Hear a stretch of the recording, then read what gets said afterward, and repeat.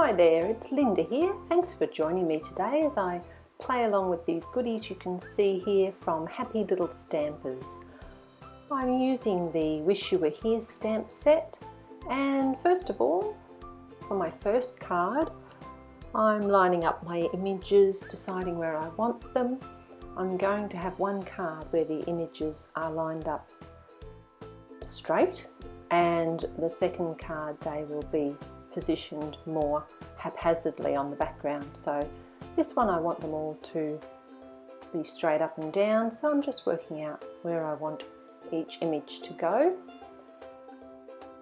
and then I'll be stamping in Versamark embossing ink so that I can emboss them with silver embossing powder.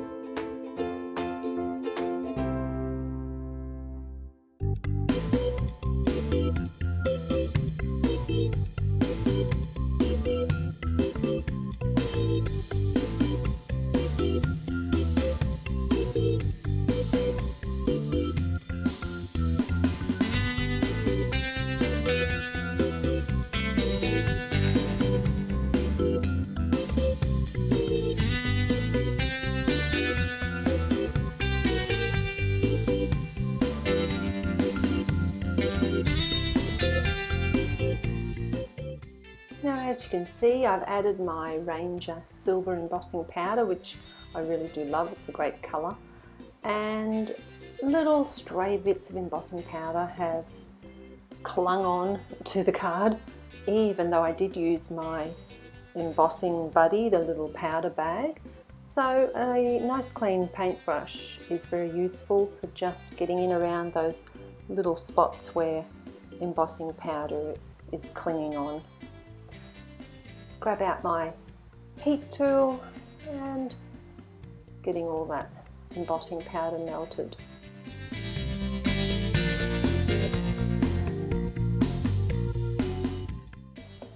I'm really enjoying using this removable adhesive at the moment when I'm doing any sort of watercolouring to attach my cardstock to my craft mat instead of taping the card around the sides, which is what I would have done before. So that's all taped in place, and as you can see, I sprayed my Strathmore Bristol smooth card with clean water, and I sprinkled on some of the brilliant red Brusho powder, and you saw it reacting with the water. And now I'm adding some of the turquoise and a little bit more spray of clean water here just to get those colours blending. And it's a lot of fun playing with these Brushos. I love the way they react to the water, but also I love the way you come back later and see how it's dried, and it's also a different look, sometimes quite unexpected, the way the different colours have melded together and the different depth and highlights that you achieve.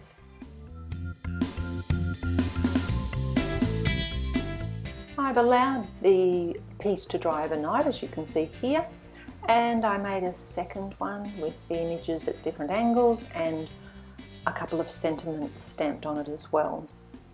So now I'm just organising the layout of my cards, and I'm going to choose some coordinating pattern papers to have at the top. So I'm just die cutting a nice little angle at the top of each card with those dies that I've listed there, and then I'll be finding some coordinating pattern papers to add.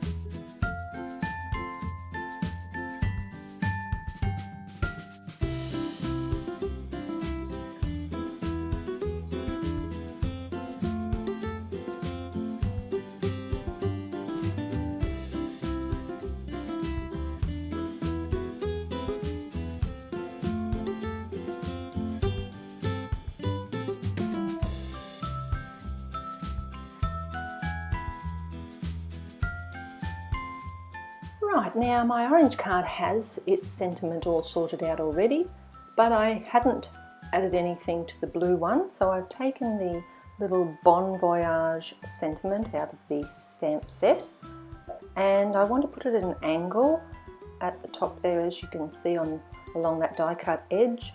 So I'm using my little piece of grid acetate, lining it up on that, making sure it's straight and in the spot where I want it, eyeballing and just figuring out if that's exactly the right spot, too high, too low. And then I was going to pull the acetate away and then thought, no, I might stamp on the acetate first, then I'll be able to just check that it's in the right spot, and it was pretty good. Then I was going to grab my little chamois and I was about to wipe off that sentiment, and I had another thought that I would just move it a little bit over that way and lay my stamp on top of the sentiment this time, and then I'd be definitely stamping it exactly where I wanted it. So that's what you see me doing here, just lining it all up carefully, picking it up on the lid of my Mystik, and now I can wipe off the residue on the acetate, move that out of the way, and VersaFine Onyx Black ink, of course, always gives a beautiful clean dark impression.